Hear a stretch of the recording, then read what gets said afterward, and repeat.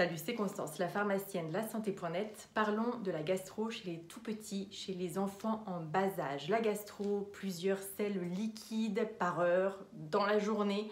Pensez à la fameuse débordante que l'on découvre en ouvrant la turbulette.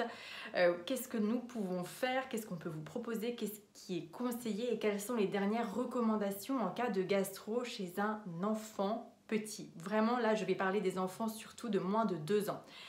La première chose à faire, c'est de prendre un petit calepin, de noter tout ce qui se passe. C'est là où vous allez pouvoir donc aider le médecin à prendre une éventuelle décision quand vous allez le voir en consultation. Combien de selles? Est-ce qu'il y a des vomissements? Combien? Ce qu'il a bu? Est-ce qu'il n'a pas bu? Son comportement, son état, et vous notez absolument tout et surtout son poids. Je préfère le dire tout de suite, il faut absolument peser son enfant. Si vous avez un bébé de moins de 6 mois, vous devez avoir un pèse-bébé et le peser toutes les 4 heures pour bien suivre son évolution. C'est ça aussi qui va être très important pour essayer de voir s'il y a une déshydratation ou pas.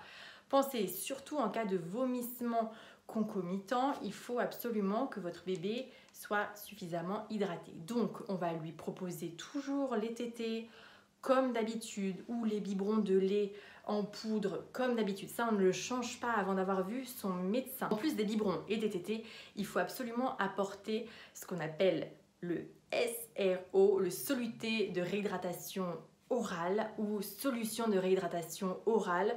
Ce sont des sachets qu'il faut dissoudre, j'insiste bien, il faut les dissoudre dans 200 ml d'eau et qu'on propose entre chaque tétée et le plus régulièrement possible. Alors, il ne compte pas les prendre tout d'un coup, pas du tout, il faut le proposer régulièrement par petites quantités.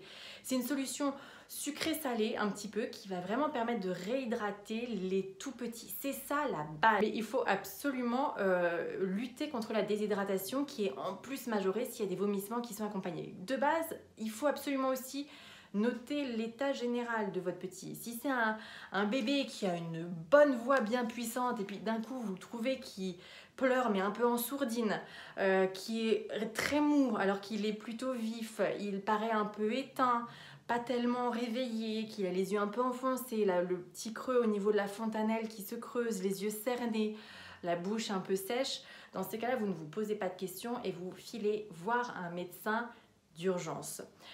Qu'est-ce qu'on peut faire d'autre? Alors, je parlais donc des enfants de moins de 2 ans. À partir de 2 ans, on va davantage pouvoir proposer un peu plus de choses, mais encore une fois, la base, c'est le régime alimentaire. Pour les enfants un peu plus âgés, donc, ou au moment où la diversification a commencé, je le répète, c'est régime riz, pommes de terre, carottes, pommes, bananes, coin.